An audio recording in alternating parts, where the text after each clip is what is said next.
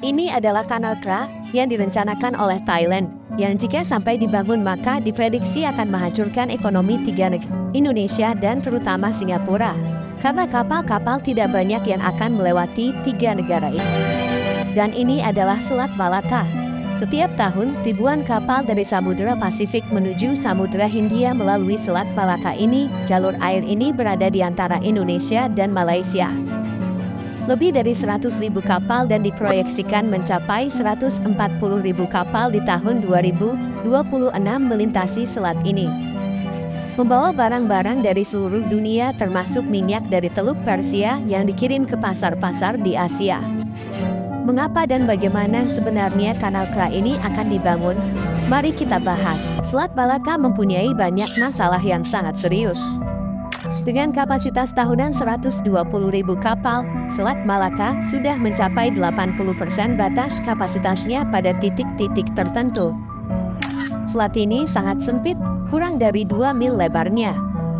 Jadi sangat padat dan rawan kecelakaan, padahal selat ini merupakan jalur kedua terbesar untuk perdagangan minyak di dunia.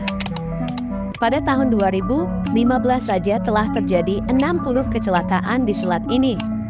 Selain itu, di selat ini juga sering terjadi perompakan. Karena selat ini sempit dan memiliki ribuan muara sungai di sepanjang pantainya, perompak bisa dengan mudah menghindari penangkapan. Pada tahun 2019, jumlah perompakan di Selat Malaka melonjak menjadi 30 kejadian, yang pada tahun sebelumnya hanya 8 kejadian. Dengan semakin banyaknya perompakan dan kemacetan di selat ini, maka dibutuhkan solusi. Mungkin solusinya adalah kapal tidak lagi melewati Selat Malaka, tapi melewati sebuah kanal di Thailand yang lebih luas. Tapi mampukah Thailand membangunnya? Kanal seperti itu akan membuat perjalanan lebih singkat, menghemat hingga 1.200 km. Tetapi ternyata, ide ini sudah lama ada. Pertama kali diusulkan pada tahun 1677, tapi ditolak karena teknologinya saat itu belum memungkinkan. Pada tahun 1793, ide itu muncul lagi dan dibahas serius selama 100 tahun, sampai tahun 1897. Saat itu Thailand tidak dijajah karena Thailand dan Inggris setuju untuk tidak membangun kanal untuk menjaga Singapura tetap dominan karena Singapura saat itu di bawah kekuasaan Inggris. Tetapi, ide tersebut dibahas lagi di abad ke-20 hingga tahun 1946 dan Thailand sekali lagi setuju dengan Inggris untuk tidak membangun kanal. Namun, setelah kemerdekaan Singapura pada tahun 1965, ide tersebut menjadi kemungkinan nyata.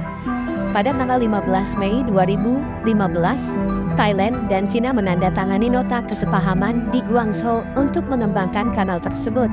Cina, yang melihatnya sebagai bagian dari inisiatif Jalan Sutranya, sebuah strategi pengembangan infrastruktur global dengan menawarkan untuk menyediakan sebagian besar teknologi, dana, dan tenaga kerja untuk membangun proyek tersebut.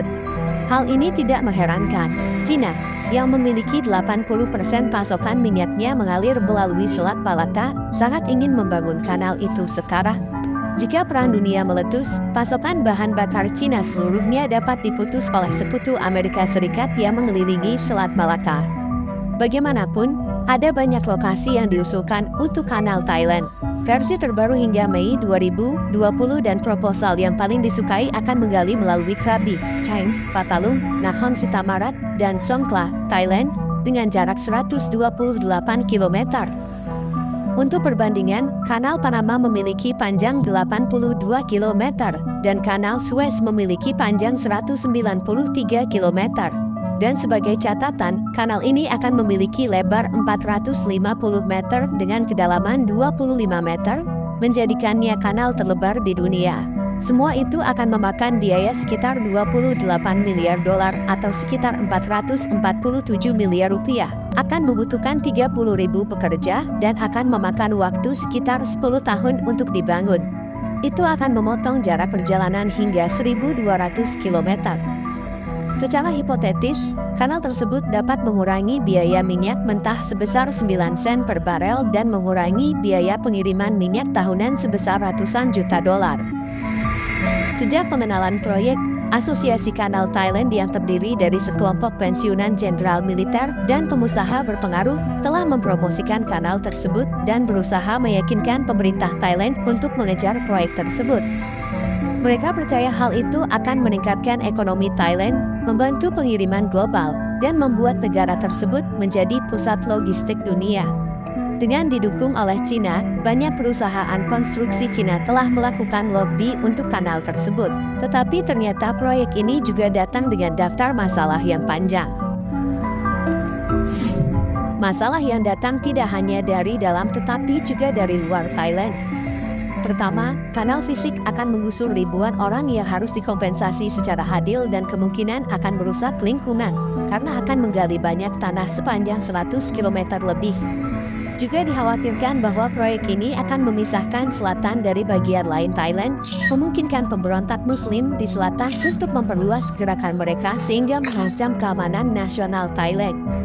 Kedua, Singapura telah mengekspresikan kekhawatiran tentang dampak potensial dari pembangunan kanal terhadap perannya sebagai pusat maritim dan pusat bisnis. Meskipun banyak penelitian menyimpulkan bahwa dampaknya terhadap Singapura akan minimal, kekhawatiran masih tetap ada. Ketiga, ada kekhawatiran bahwa pembangunan kanal akan memperpanjang pengaruh Cina, dan dengan Cina yang membangunnya, kemungkinan juga akan mengendalikannya. Ada kekhawatiran bahwa kanal akan membantu Cina mendominasi wilayah Asia Tenggara, memberikan kemampuan bagi Cina untuk memproyeksikan kekuatan angkatan laut di Laut Andaman dan Samudra Hindia Timur. Sehingga Thailand mendapatkan tekanan-tekanan dari Amerika maupun Eropa.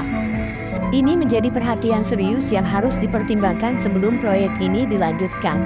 Karena semua masalah dan ketakutan ini, proyek ini belum terwujud sampai saat ini. Dan pada Februari 2018, Perdana Menteri Thailand menyatakan bahwa kanal bukan merupakan prioritas pemerintah. Namun, pada tanggal 16 Januari 2020, situasi telah memanas lagi. Dewan Perwakilan Rakyat Thailand menunjukkan dukungan tanpa hambatan, setuju untuk membentuk komite dalam waktu 120 hari untuk mempelajari proyek kanal Thailand. Meskipun sampai saat ini belum terwujud, kita mungkin akhirnya akan melihat kanal KRA dalam beberapa dekade mendatang. Apa pendapatmu? Apakah Thailand benar-benar akan membangunnya?